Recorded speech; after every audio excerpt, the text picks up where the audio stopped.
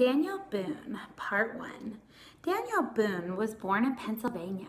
His family moved to North Carolina, and Daniel helped his father cut down the trees to build their log cabin in the forest. He plowed the land, hoed the corn, and pounded the corn into meal to make Johnny cakes or cornbread. He learned how to handle a gun and hunted game for the family dinner table. When Daniel had grown to manhood, he wandered off with his gun on his shoulder and crossed the mountains. That whole country west of the mountains was a wilderness full of dangerous animals and Indians. Boone had many a fight with both, but only fought when he was attacked. Over the years, several trees have been found that Boone carved messages on. One tree in eastern Tennessee says, D. Boone killed a bar, which is bear, on this tree in the year 1760. 9 years after he cut his name on that tree, Boone and a few companions went to a new part of the country. The Indians called it Kentucky. There he saw enough buffalo, deer, bears, and wolves to satisfy the best hunter in America. Many tribes of Indians roamed over this region of land. These bands of Indians were always fighting and trying to drive each other out, so Kentucky was often called the Dark and Bloody Ground. The hunters were on the lookout for these Indians, but the Indians practiced all kinds of tricks to get the hunters near enough to shoot them. Sometimes Boone would hear the gobble of a wild turkey. He would listen a moment, then he would say, "That is not a wild turkey, but an Indian imitating a turkey. He won't fool me and get me to come closer." In 1775, Boone and a party of 30 men chopped a path through the forest from the mountains of eastern Tennessee to the Kentucky River. This path was about 200 miles long and was the first path in that part of the country leading to the west.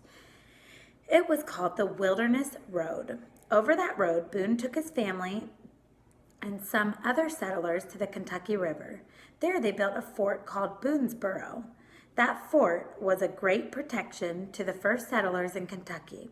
In fact, it is hard to see how the state could have grown without it. So we can say that Daniel Boone, the hunter, fighter, and roadmaker, was also a state builder. Part 2.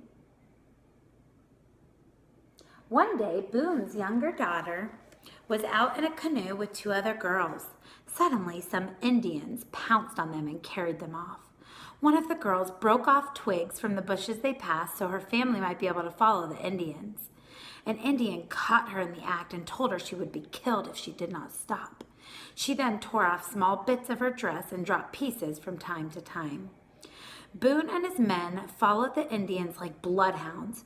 They saw the bits of dress and easily found which way the kidnappers had gone. They caught up with the Indians sitting around a fire eating their supper, creeping toward them as softly as a cat creeps up behind a mouse.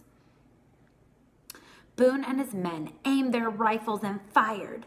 2 of the Indians fell dead and the rest ran for their lives. The girls were rescued and taken home.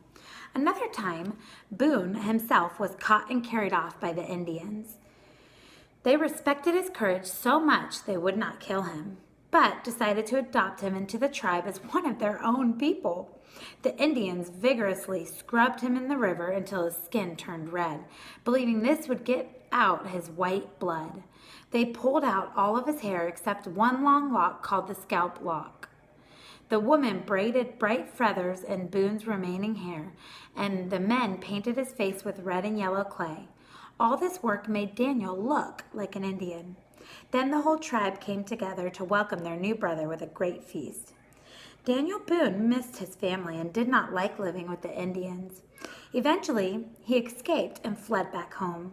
The Indians missed Daniel and wanted him to be part of their tribe. The chief sent out warriors to look for Daniel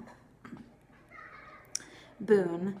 One day he was at work in a shed drying some tobacco leaves. He heard a slight noise and turned to find 4 Indians pointing their guns at him. They said, "Now, Boone, we got you. You no get away this time." Boone greeted them by saying, "How are you? Glad to see you. Wait just a minute while I get you some tobacco." He gathered 2 large handfuls of the dry, powdery leaves and crumbled them into dust in his hands. Boone came forward as if to give them a gift, but he suddenly threw the stinging tobacco dust in their faces. The Indians were half choked and nearly blinded. While they were jumping around, coughing, sneezing, and rubbing their eyes, Boone slipped out of the shed and ran to a place of safety. The Indians were as mad as they could be, yet they started laughing at Boone's trick. In Indian culture, cleverness or trickery is highly admired. Boone lived to be a very old man. He had owned a good deal of land in the West, but lost possession of it. When Kentucky began to fill up with people and the game became scarce, Boone moved across the Mississippi into Missouri. He said he went because he wanted more elbow room and a chance to hunt buffalo again. He lived in Missouri for a long time and became governor of the area for the Spanish. When Daniel Boone died, his body was taken back to Kentucky near the river on which he built his fort at Boone's Barrow.